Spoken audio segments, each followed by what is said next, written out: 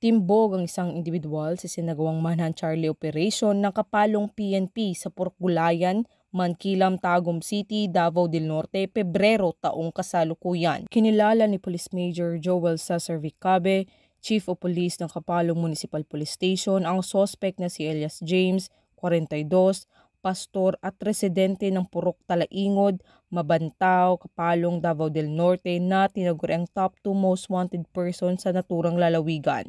Ayon kay Police Major Cabe, nahuli ang suspect sa bisa ng warrant of arrest na inisyu ng Regional Trial Court, 11th Judicial Region, Branch 2, Tagum City, Davao del Norte, sa kasong top 2 most wanted person sa provincial level at inhihain ng pinagsamang puwersa ng Kapalong Municipal Police Station, 1st Davao del Norte Provincial Mobile Force Company, Provincial Intelligence Division Municipal Unit, Davao del Norte Police Provincial Office.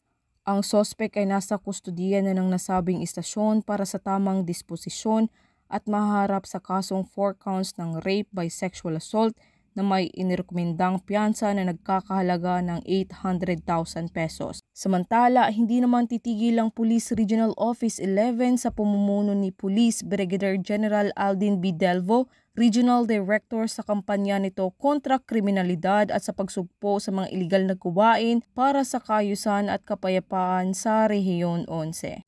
Mula rito sa Police Regional Office 11, ako ang inyong PNN correspondent, Patrolwoman Jessa Singguran, alagad ng batas, tagataguyod ng Balitang Pulis.